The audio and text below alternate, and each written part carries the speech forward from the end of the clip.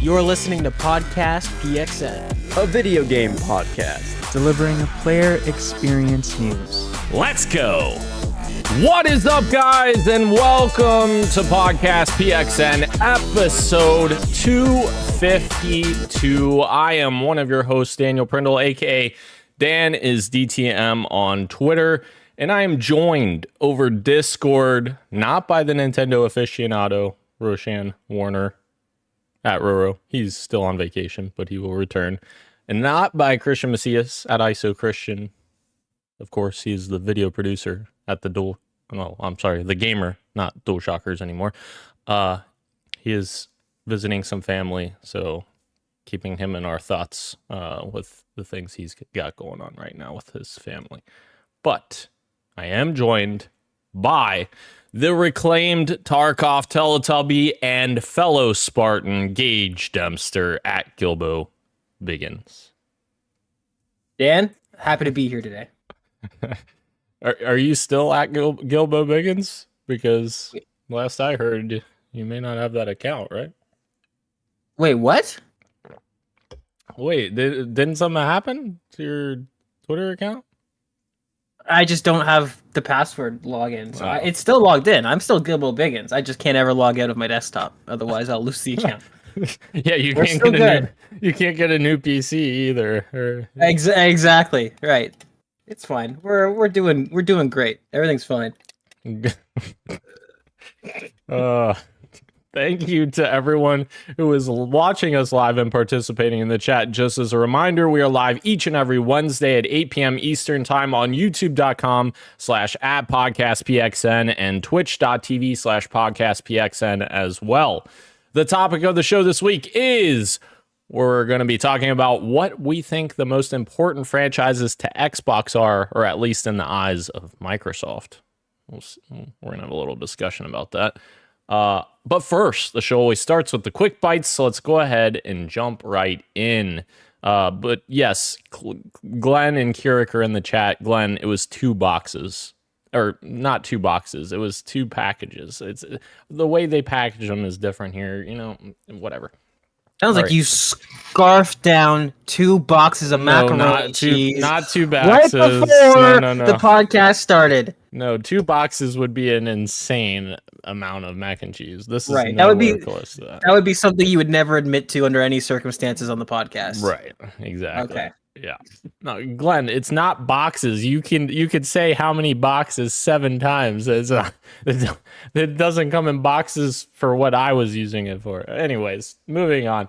The first quick bite here, Gage. The Halo TV series has officially been canceled by Paramount Plus, and the producers are shopping the series elsewhere. It probably is not going to get picked up, considering I want to say that this series was like the 7th most expensive TV series of all time. I don't see anybody picking it up. No, I think it's about time that we all pour one out for Showtime's Halo. You will be missed by some, you will not be missed by others, but you came, you went, you saw, you conquered, and I think now you float off into the sunset. Float off. Maybe 10 years from now we'll get something else. We'll see. We'll see. We'll be old men by then, yelling at the clouds. Well, one of us will. Yes, absolutely. Yes. Yeah, and that'll be you. The next quick bite. We have hot off the press, Gage. I just saw this actually right before I was getting ready for the show here. We have a new Halo Infinite update coming next week. And there was already announcements of VIP mode that is coming with this update, as well as we're getting Headhunter added sometime in this operation that's releasing. It's not going to be there the day one of the operation, but it's going to release sometime within the operation. But also we got a lot more details on the actual substance of the update, which we are getting a massive Forge update, which is really cool. The Forge team for Halo Infinite has just done God's work. They've done incredible stuff here, and they continue to do some really cool stuff. They're adding Jeff Steitzer's voice to Forge with over 1,000 lines that you can script in multiplayer maps. And of course, if you don't know, Jeff Steitzer is the multiplayer announcer for Halo. He has done it since Halo Combat Evolved. And yeah, that dude's a legend. I love this. So we're getting that. We're also getting campaign music that is being added into Forge as well. So all the music that was in the campaign, you will be able to select that in scripts as well. They're also adding new nav markers to kind of help with these custom game modes that people are coming up with in Forge. These new nav markers, there's a bunch of them here. I'm not going to go over all of them, but they will help with readability and figuring out what you're doing in the custom game modes that people are creating. And along with that as well, we're getting new text strings and message templates, which basically allows you to, again, help these custom modes. They're adding the VIP mode nodes. So the VIP mode that they're adding on day one of the operation, they're going to have all of those options in Forge as well for people to add as well. New named locations, Spartan tracking, mini game variants, etc. There's a lot to this update, so very happy to see more Forge improvements. I am very happy to see my beloved operator helmet return. That is the most important thing in this update. Daniel, I can finally complete my Halo Reach Spartan. And of course, speaking of Halo Reach, Headhunter. I mean, come on. Headhunter, come on. The question is, how much is that going to cost? The question is, how much am I going to pay for it? Oh, gosh. Kirik, yes, I will send you the Discord link when I have a second. I will do that for you, so you can send us your picture. All right. Moving on from there, Gage. I don't know if you saw this or not, but we got a Splitgate 2 announcement trailer.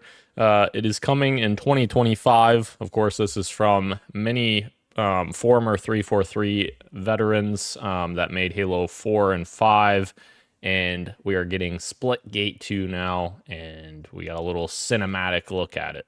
Here it comes. It's coming back. I know Christian will be excited for this one. He was a big fan of the first Splitgate. Yeah. I mean, if you enjoyed Halo 4's multiplayer, you will enjoy Splitgate, because it's basically that. But no, Splitgate 2, actually, ironically enough, there was a couple of features in the trailer, the cinematic trailer, that reminded me a lot of Halo 5, which is funny. Like the ground pound mechanic, one of the characters in the cinematic does that multiple times. So it's kind of interesting. They're bringing that stuff in as well, more mobility. So be interesting. Interesting. Next up, we have the FTC is apparently calling Xbox Game Pass Standard a degraded product. Don't ask me to go back over what Xbox Game Pass Standard covers, because who the fuck knows? As we talked about last week, it's way too confusing.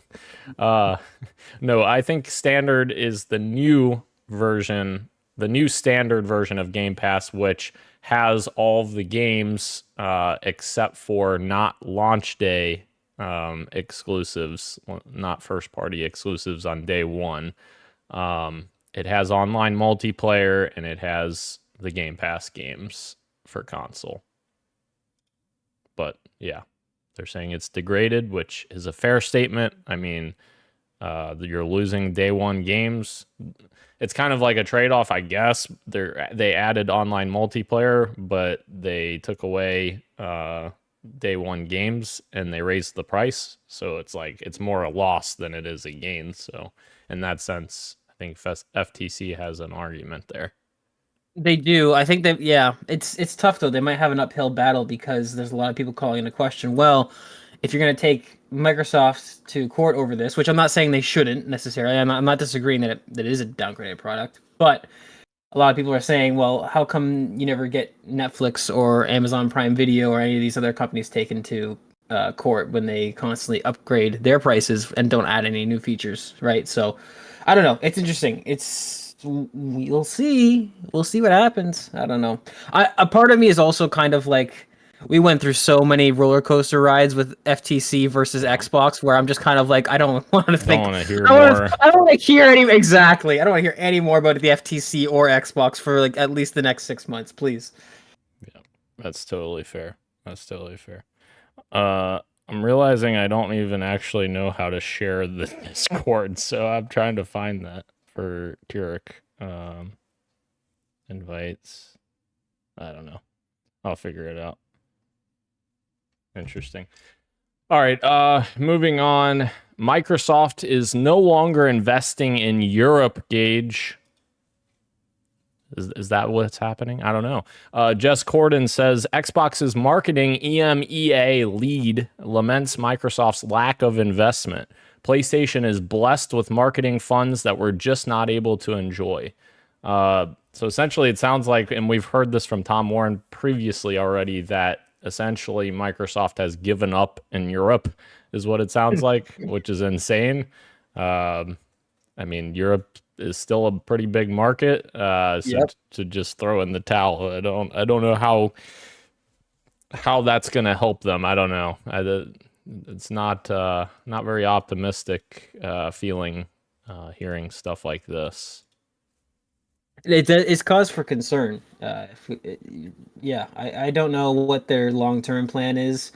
I've never bought into the sort of some of the more extreme theories about Xbox's short-term future, but I mean, when you read stuff like this, it is concerning. Like, I don't know how this could help. What the plus side is. Like, it's such, like you said, it's such a large market that, like, I can't imagine you're saving more money than you would have made if you're fighting for that demographic, for that sort of I don't know. I don't know what Phil's doing, or what CEO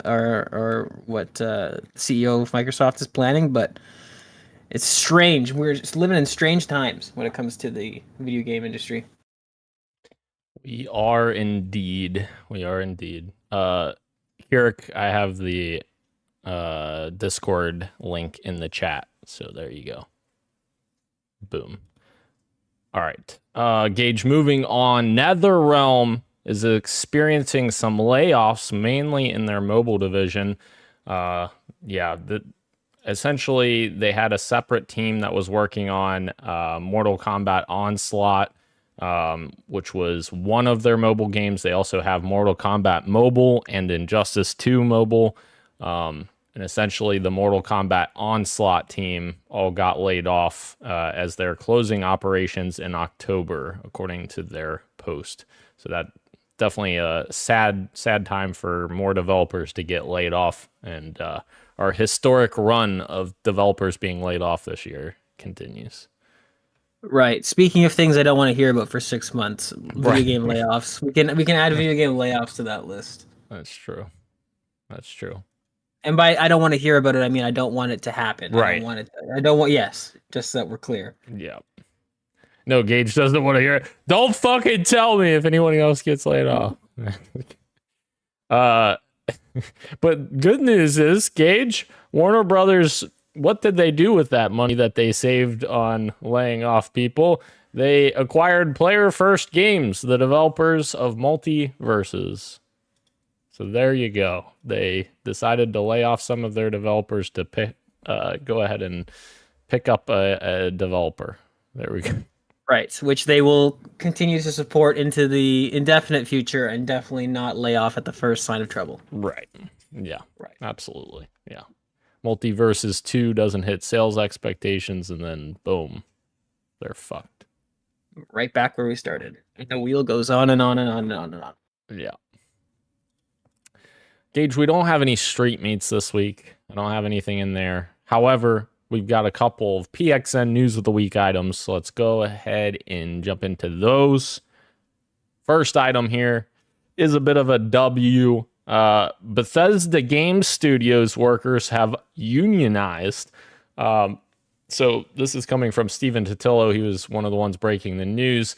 He said, Bethesda Game Studios workers have unionized. This is not the same as the QA union. This time it's wall-to-wall, 241 developers, including artists, engineers, programmers, and designers, per the CWA. And they say Microsoft has recognized the union. Very good news for them. And on the back of that, we also got news just today, I believe, that World of Warcraft workers at Microsoft's Blizzard, of course, since they purchased them, have voted to unionize. Over 500 employees have organized across multiple departments, creating the first wall-to-wall union of its kind at the studio. Well, he says first, but I guess Bethesda, we just talked about Bethesda doing that. I don't know. Semantics, I guess. But yeah, very cool to see a couple more developers kind of put their back to the wall and say, hey, we're not going anywhere. We're going to stick together and ride through this, I guess. Absolutely. It's one of the only, if not the only, defense that the people in the industry have against these giant mega corporations and all these massive mergers. If you want to stop yourself from being a number on a spreadsheet, you can't really, but you can join a union, and the union will do its best to protect you. And this is definitely, like you said earlier, when you're introducing the topic, a huge W. And I hope it has a positive ripple effect throughout the industry. And I hope people stop losing their jobs, because they make these companies a lot of money and they are not given their due. So, big dub for the people over at Bethesda. And who knows? And that's the important thing. Another trickle effect, maybe this increases the quality of video games. Maybe unions give these people the power to put their foot down and to actually hold the C-suite accountable and get better products at the door. So absolutely, big W's all around. Yeah, and you're exactly right. And that's kind of, I was going to ask what the impact on the industry is, but that's exactly what it's going to be. It's holding these people accountable and, not just letting them lay off people at the first sign of, issues or troubling times. Perceived trouble, right? That's the thing. Sometimes not even trouble, perceived trouble. That's true. Yeah. We're forecasting our sales are going to be lower, so we got to cut people now. Yeah. All right. Before we get to the other news of the week item, Gage, I just want to show you this picture, which is rotated the wrong way. That Christian sent in our chat. Well, fudge, the fact that this is rotated the wrong way. It's causing problems. Hang on. Audio listeners, I apologize. But you gotta lock your screen rotation. Yeah. Or take the picture the correct way, All right, so Christian just sent this. Hang on, I'll show you in a second, Gage. Okay. Thumbs up and power your dreams box. He got his Xbox. Let's go. Let's go. A little scoop there. I see some native backwards compatibility in the future segments of what you got for me. Hell yeah. Hell yeah. All right. Moving into the second news of the week item, Gage. Activision reportedly sold an AI-generated microtransaction in Modern Warfare 3 last year. We've talked a lot about all the AI garbage that is happening out there, and essentially forcing artists to do things that they may not necessarily want to do, or people that aren't artists are using it. But in this case, the bundle was sold for 1,500 COD points, which values at approximately $15. A lot of 2D artists were laid off, one anonymous Activision artist told the site. Remaining concept artists were then forced to use AI to aid in their work. Forced to use it.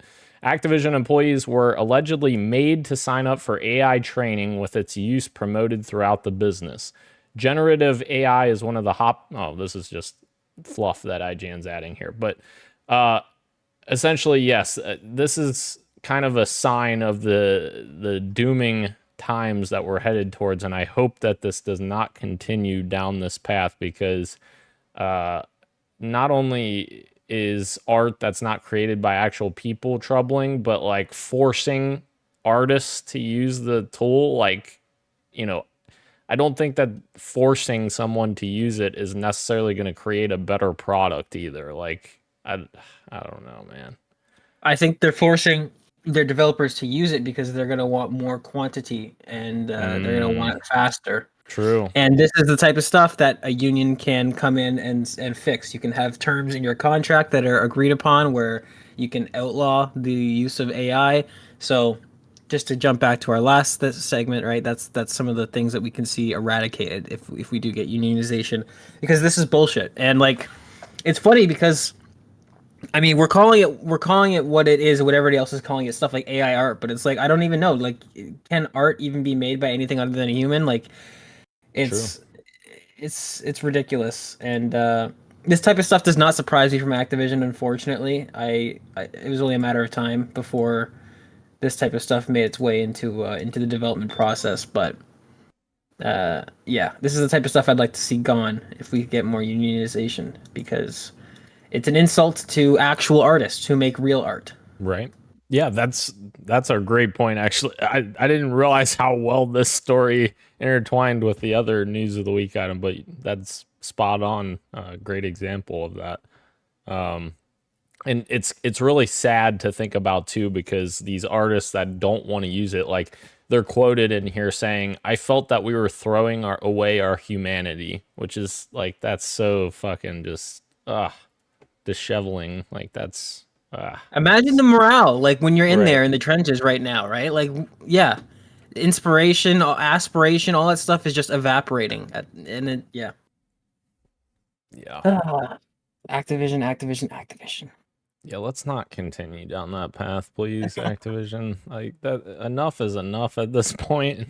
Like, I feel like they're always trying to push the envelope of shitty behavior. Like, yeah, like it's a mission statement at this point for the company. Yeah, other studios are pushing to make better content, and they're pushing to make shittier policies. Incredible. Oh, wow. Interesting. Okay.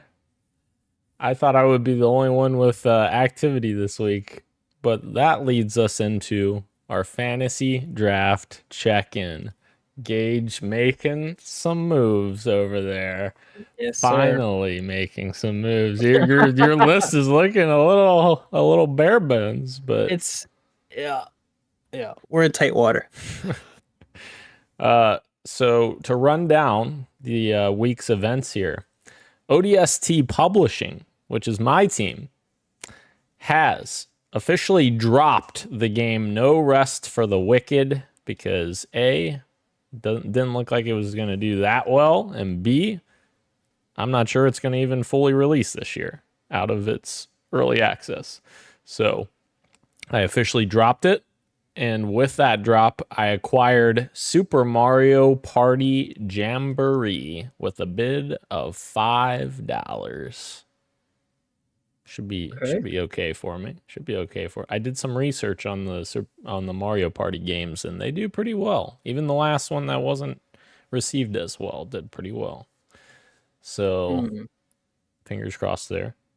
And then we have Gage, who acquired the game Towerborn with a bid of $5. Yes, sir. Nice. And then, lastly, you also acquired Starfield Shattered Space with a bid of $5. I actually debated between that and Mario Party Jamboree. So there you go. You got Shattered Space. I need games that are releasing this year. That's fair. This is what I need. I'm also very disappointed that Dead Rising Deluxe Remaster is not available because it's a remaster, but it's kind of not, as we've explained, that it is a brand new game made. Like, this is the tricky part of this stuff. So I think I should be able to get that one, but Fantasy League says no, so fine, whatever. Fair. All right. Did we have? Oh yeah, we did. We did have one game that released, I believe, unless I'm missing one. Let me just look over the list real quick, see if anything pops out.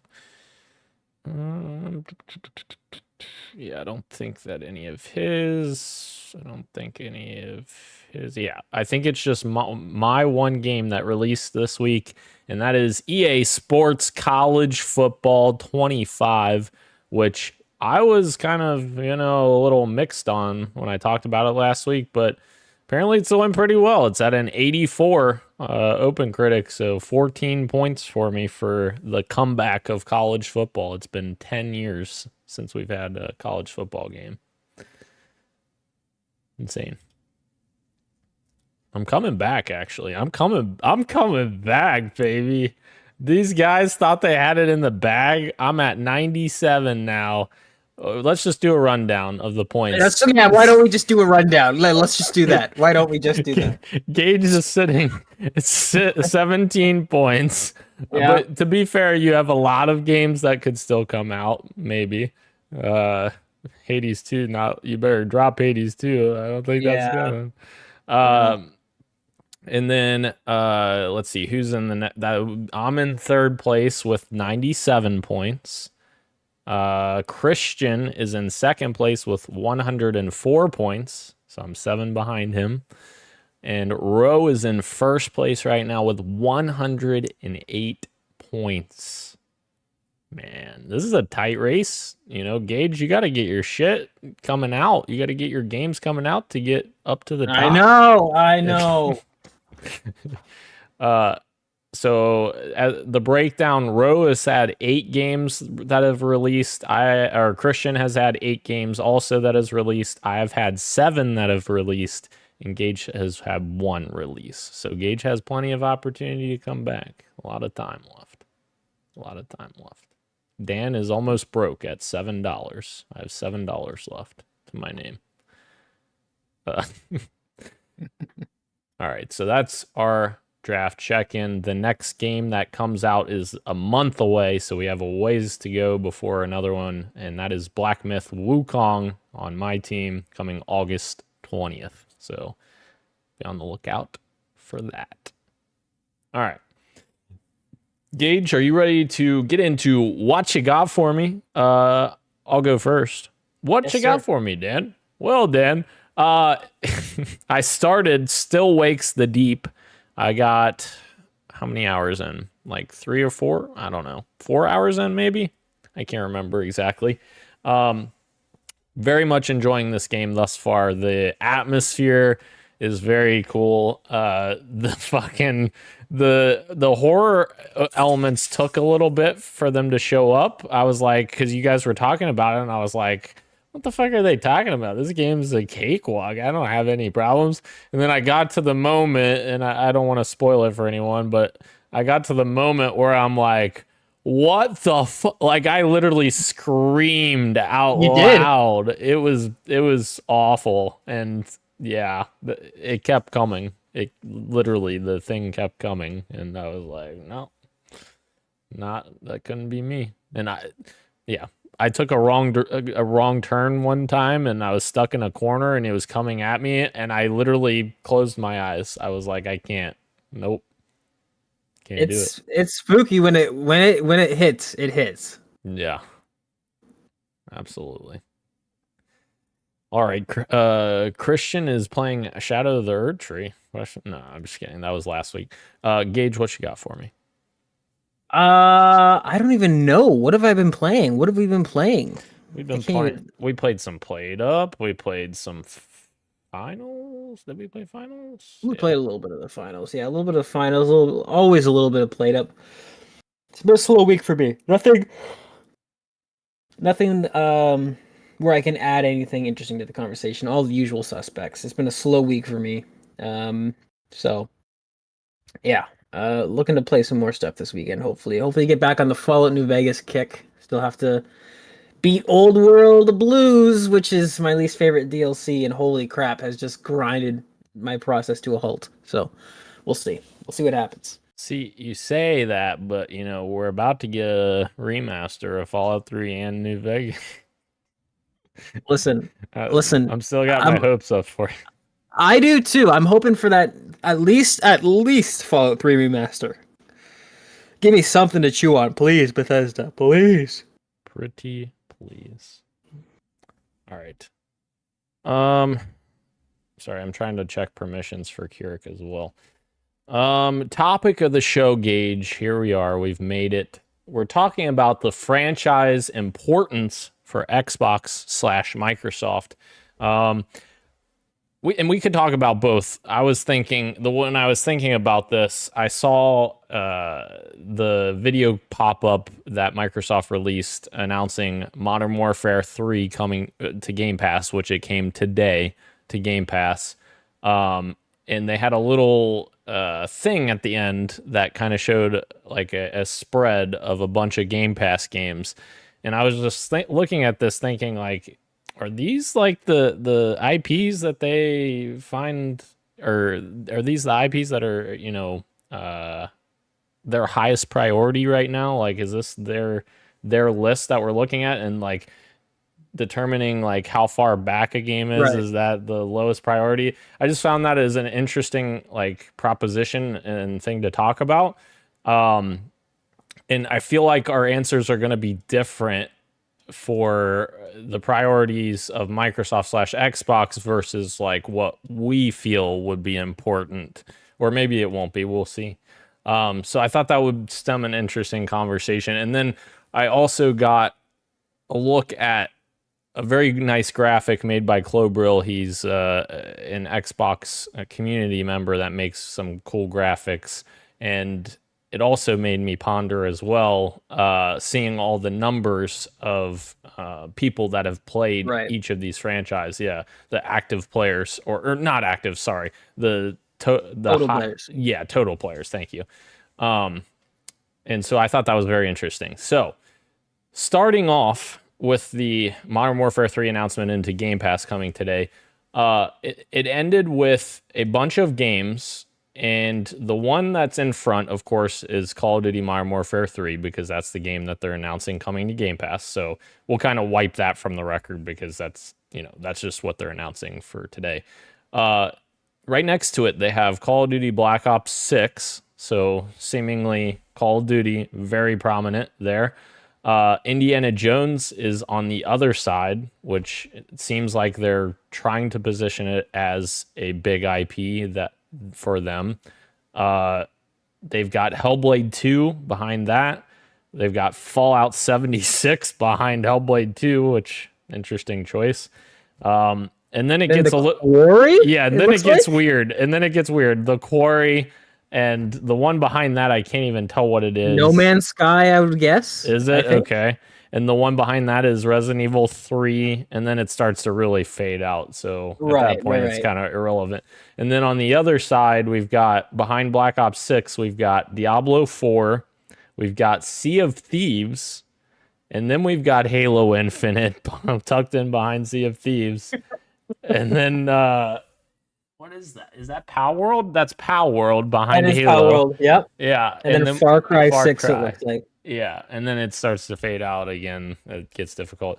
So I was like, is this what Microsoft thinks that, like, of their first, like, not even first party, because there's a bunch of third parties on here too, but like, you would think that they would want to put their most prominent IPs on the forefront of this announcement of Call of Duty Modern Warfare 3 coming to Game Pass as a way to further entice people to want to sign up for Game Pass, right? Like, is this how they're valuing the franchises that they have in their Game Pass selection right now, I guess?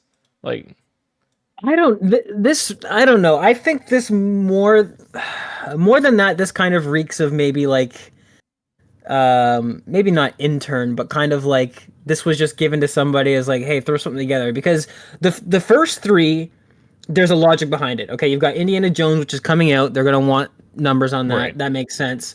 Modern Warfare 3 is the announcement today, so of course that's going to take center stage. And then the same logic as Indiana Jones, you've got Black Ops 6, a hotly anticipated game coming up. But after that, it just gets fucking bonkers.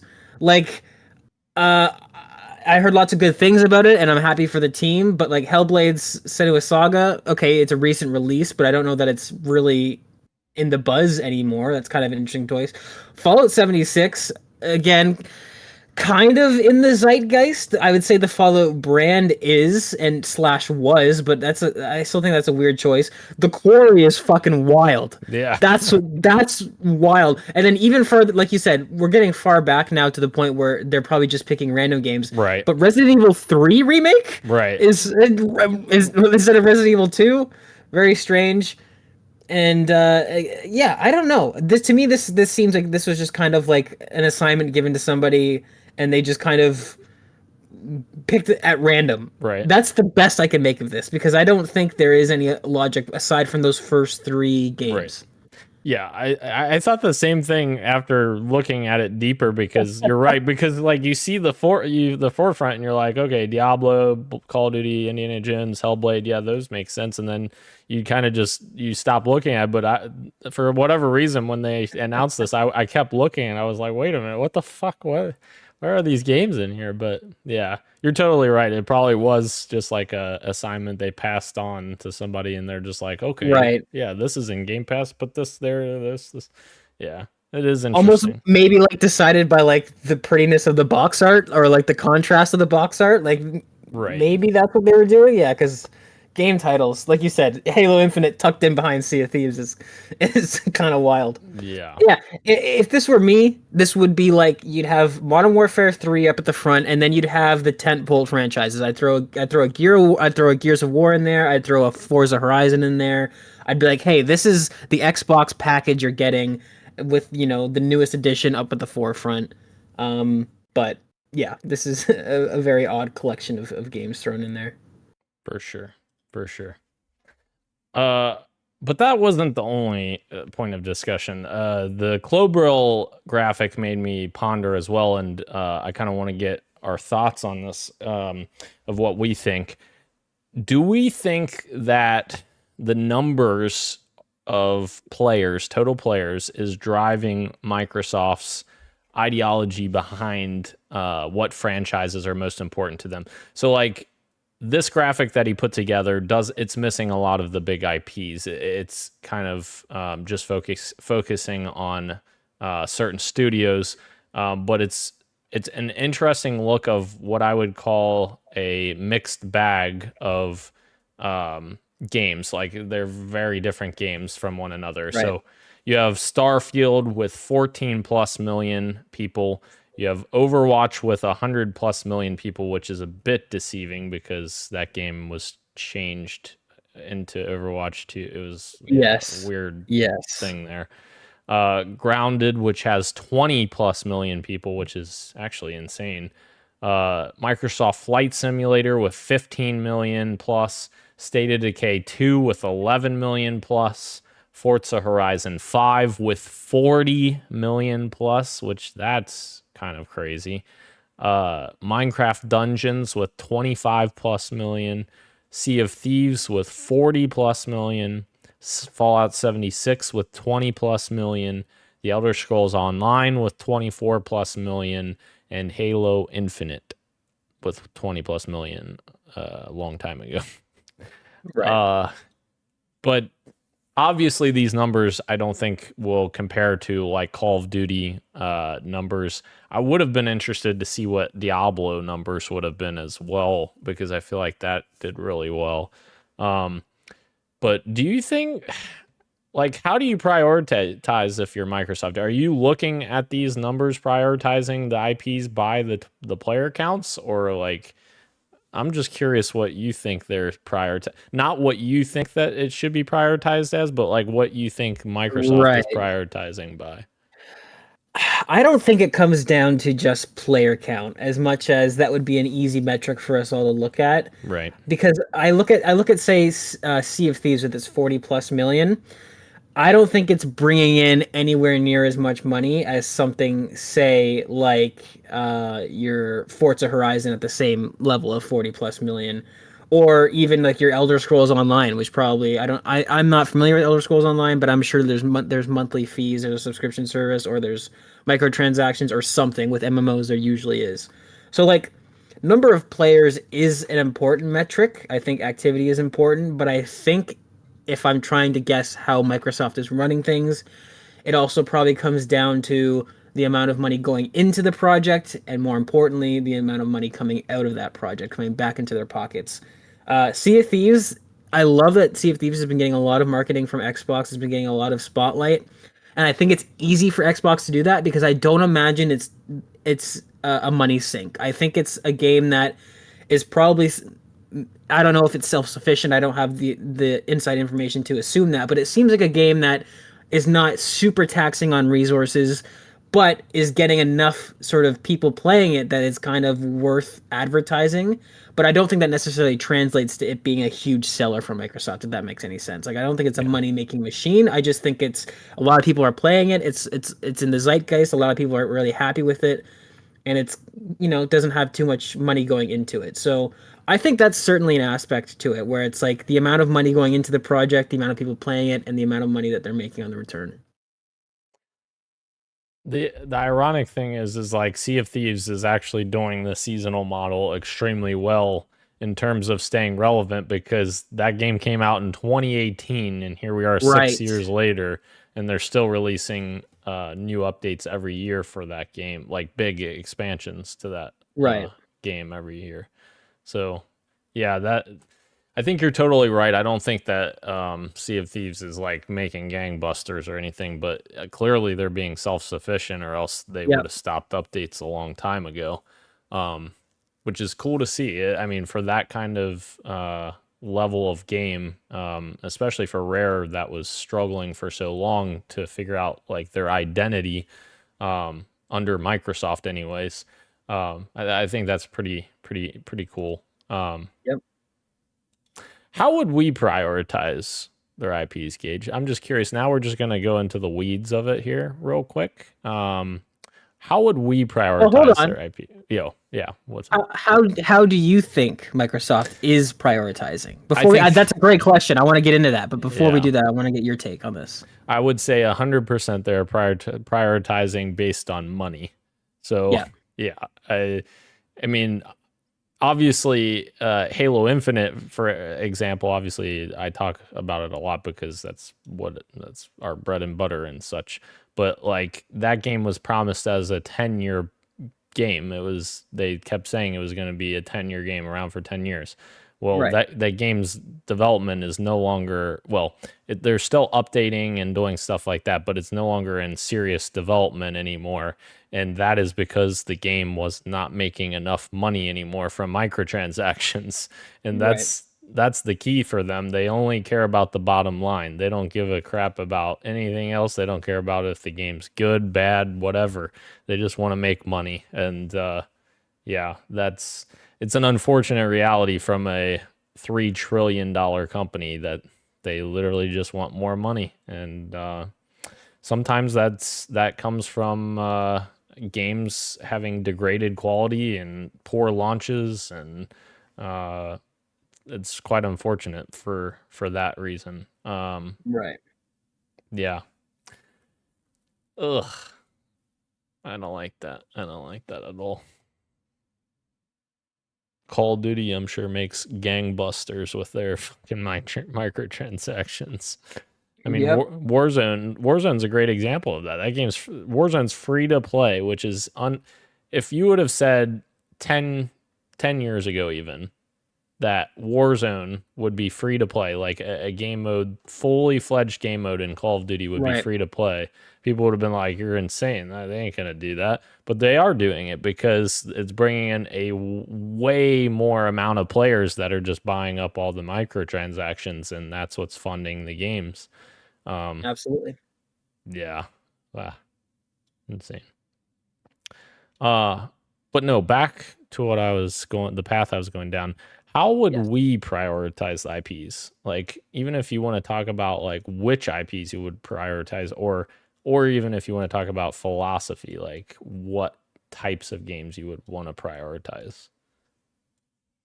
It's so tough because, like, I think you and I are just a different breed of people than the people actually making these decisions. So like, it's hard to even kind of rationalize because it's like I think to myself like, oh, it'd be completely different because it would just be a different culture, it'd be a different this, and like I wouldn't have the same goals. But I don't know. I would definitely. I think player engagement above all else is probably the best way to look at things. Engagement not meaning microtransactions, not meaning money in, money out, but in terms of like, are people having fun with this? Are people logging in and playing and having a good time and staying around for events and community events and all that stuff? Are people vibing with this? Cool, let's put more money into it then. That would be my main philosophy, I think. I think that's the easiest way for me to kind of rationale it. So it'd be, I mean, my list would look like, half similar to this one. I mean, Sea of Thieves would absolutely be on there, and deservingly so. And I just want to echo your previous shout out to Rare, because oh my God, they did have it rough for so many years, and it's so cool to see them pop off with something like this. They just nailed the core gameplay of this game like really early on, and so I think the seasonal model came quite easy to them, because just pirating your ship around on the open seas with the wave physics is just fun. So like it's easy to just add additional content onto that. Games like Forza Horizon, Forza Horizon is interesting because it's kind of like, it doesn't really have a yearly model, but it does have a kind of consistent model where it's like a Forza game comes out and it gets a lot of buzz and it gets a lot of engagement for like the first 6 months to a year, and then it does kind of filter out after that. So there's going to be some exceptions to my rule based on how these games format, but I think engagement, if it was me making the calls, engagement would be, what are people vibing with, what do people like, what clicks. And for the studios that make something that doesn't get a lot of engagement, don't worry, you're not getting fucking fired and laid off. You just get to go back to the drawing board and come up with something else. That would be Gage's Microsoft/Xbox.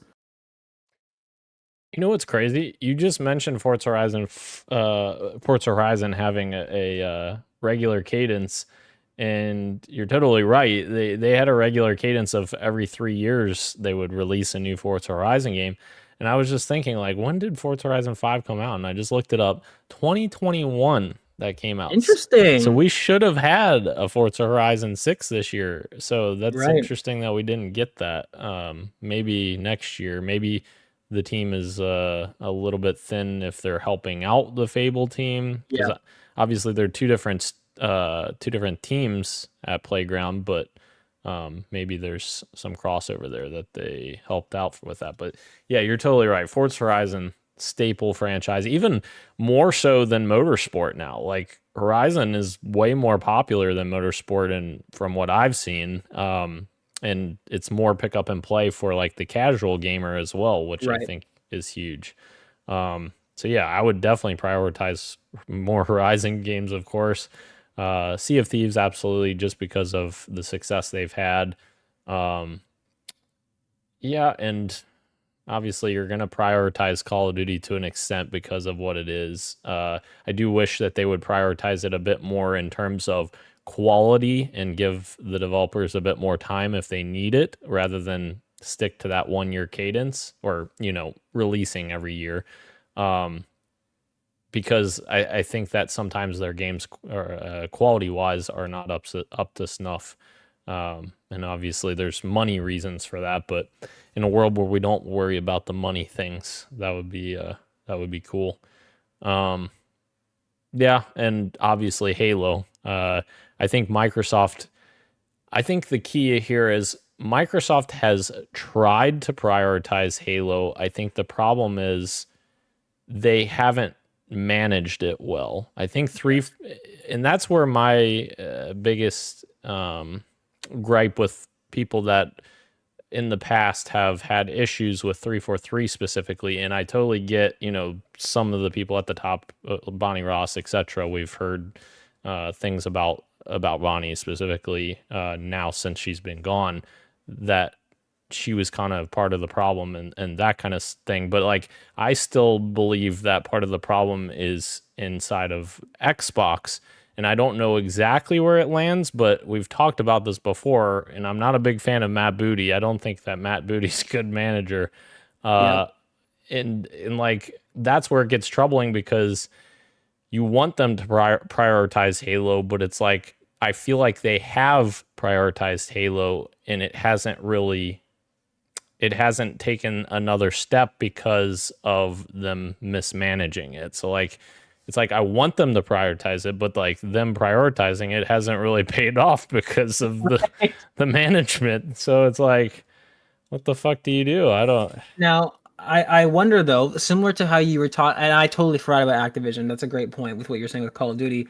I wonder if the solution to these problems isn't a little bit of column A, column B, where it's like you maybe, if management were to step away, that the quality might improve on some of these things, right? If you were to get some of the, like, there's too many hands in the kitchen type situation, just go away for 2 years, let 343, let Treyarch, let Sledgehammer, let Infinity Ward do their thing, do their prototyping, do their pre-production, come up with ideas that are different, right? Instead of having the C-suite people kind of breathing down their necks saying, okay, well, this worked last year, this worked last time, so make sure it's this, make sure it's this, make sure it's not too different.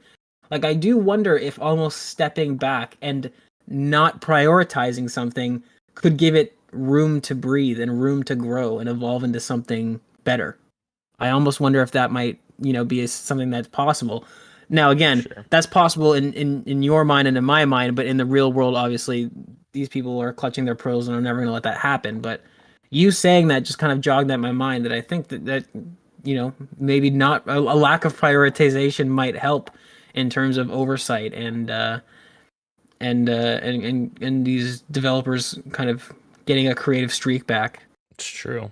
Yeah, because we've had conversations about that before, about prioritizing Halo specifically. So yeah, maybe if there's less pressure on Halo to be that top dog now that they own Activision, Call of Duty is essentially their top baby now. Right. There's less pressure on Halo that it can just kind of sit in the background and just 343 does their thing, and maybe we'll actually get some good stuff from that as a result.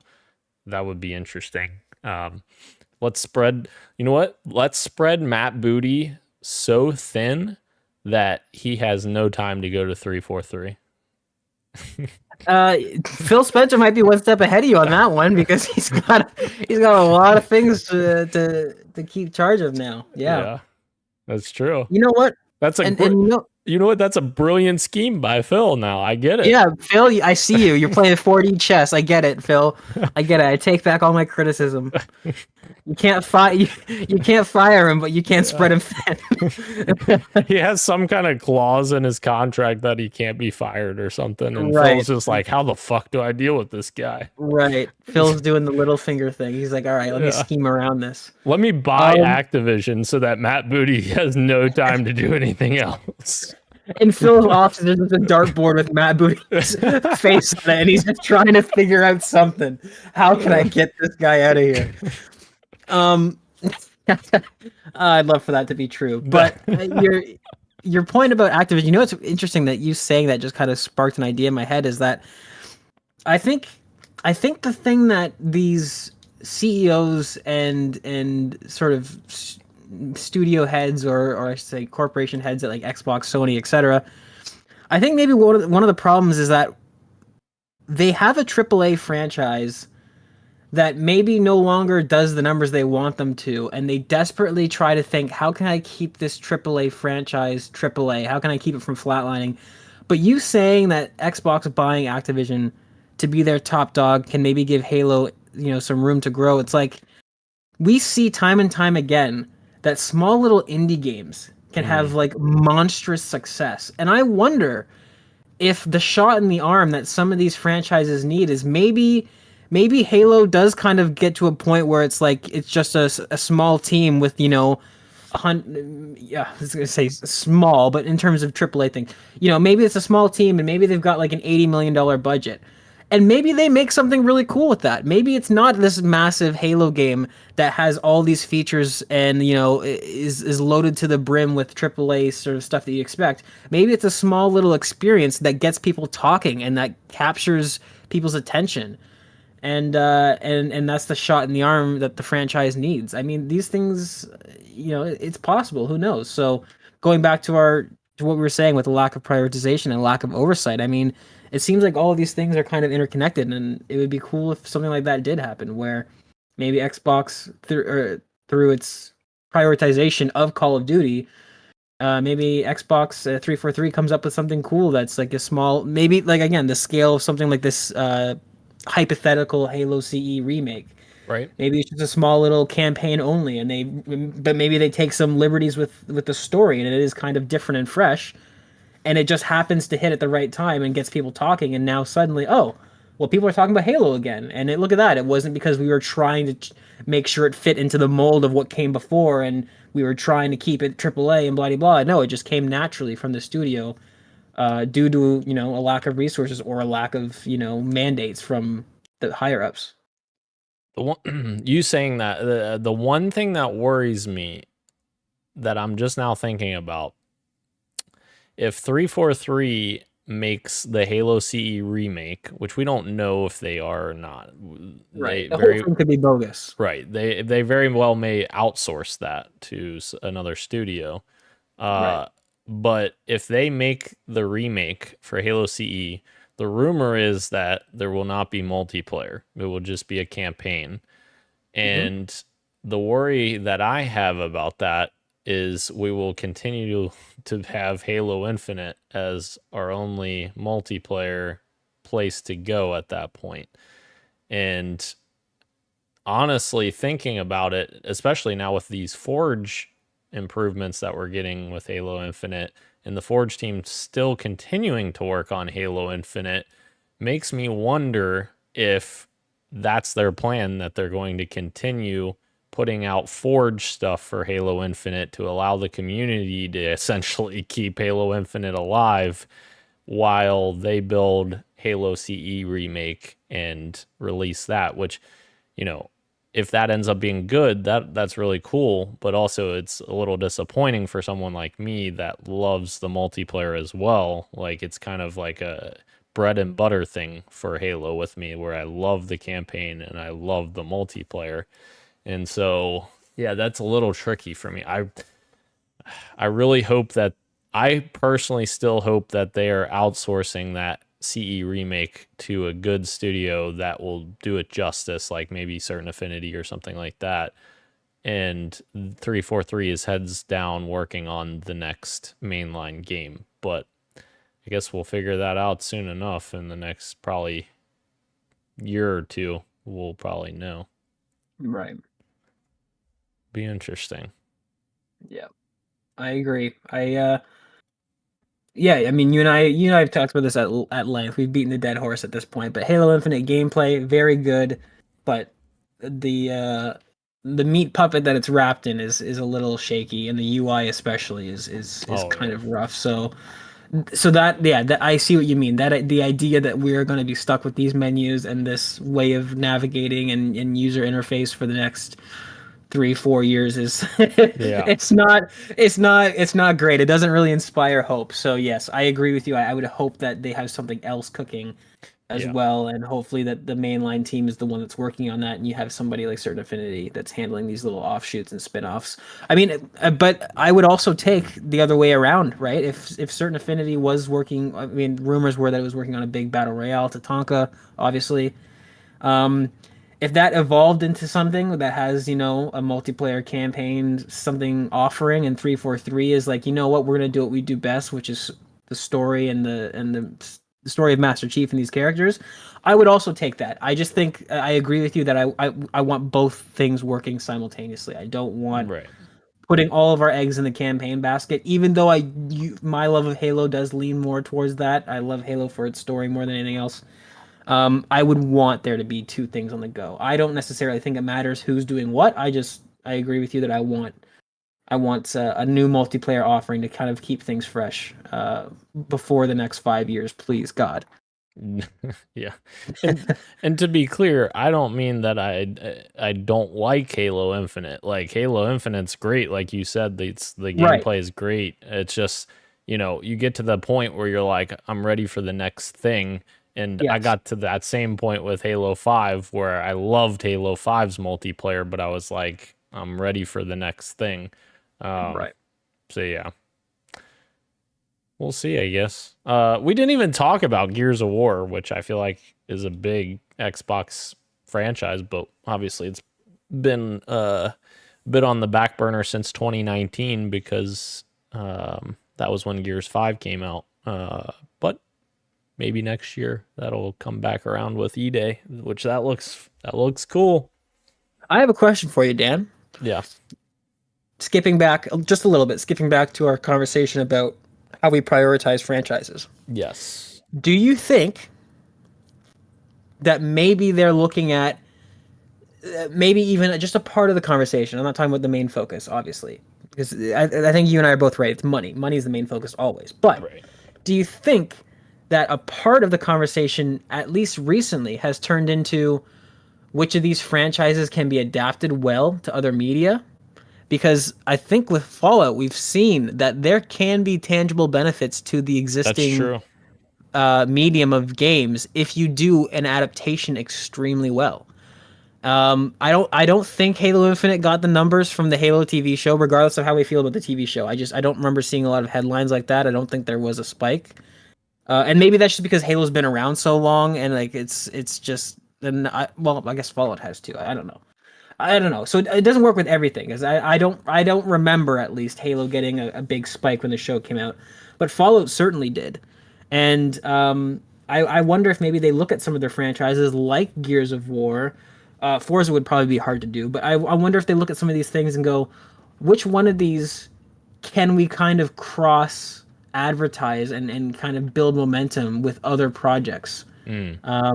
I think Gears of War, I mean, people have been talking, Dave Bautista obviously has been talking about a Gears of War movie for like over a decade. He's been floating it out in interviews, saying that he'd love to do something like that. So I wonder if that kind of enters people's heads as well in the Microsoft sort of marketing levels or the business suits, if they're thinking, well, this franchise would lend itself really well to a series or to a movie. And if we did that and it did really well, then that can boost this. And I wonder if they bounce ideas like that around.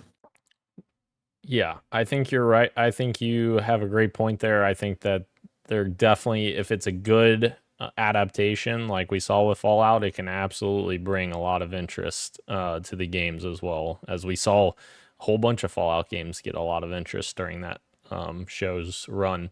But also something I just thought about as well, like especially with Gears of War E-Day coming up and also the rumors of Halo CE Remake, I almost wonder if they're getting some inspiration from Capcom with what they did with the Resident Evil remakes and, you know, kind of looking at their IPs and they're like, we got to go back to the roots a bit more. So E-Day goes back to the roots of Gears of War, the more horror and gothic feel. Right. And Halo rumored to be going back to CE as well. Maybe they're just like, man, all of our single player games that we have, we got to go back and reinvent them. And Fable, of course, as well. Fable. Perfect Dark. Perfect Dark. I mean, you know what? Yeah. I think you're onto something here. And I'll be honest, if more video game mega corporations wanted to look to Capcom as inspiration, I don't know that that's necessarily a bad thing, because Capcom is one of, I wouldn't even call them, I don't think I'd call them a mega corporation at all. They're definitely big. They're a huge publisher. Yeah.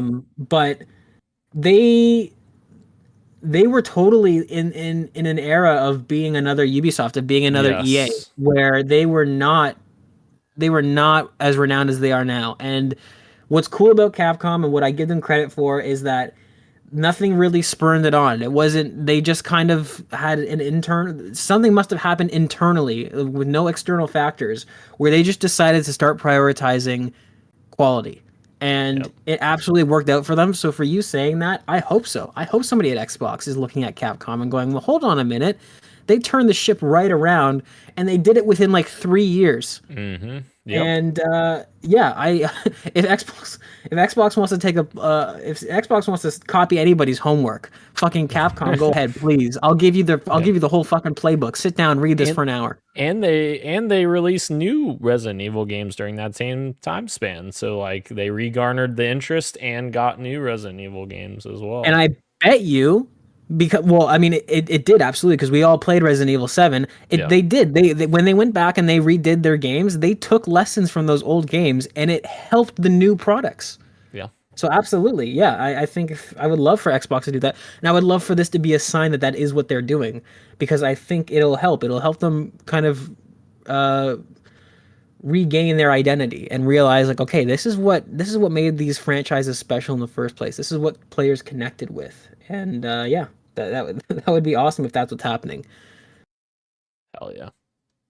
Keurig says Fable and Perfect Dark. Looking forward to both. Hell yes, Keurig. I'm with you on that.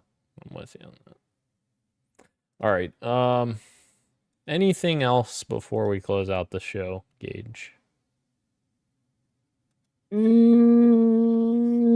that I can think of. Your chance to speak to Phil Spencer right now. No, I'm just kidding.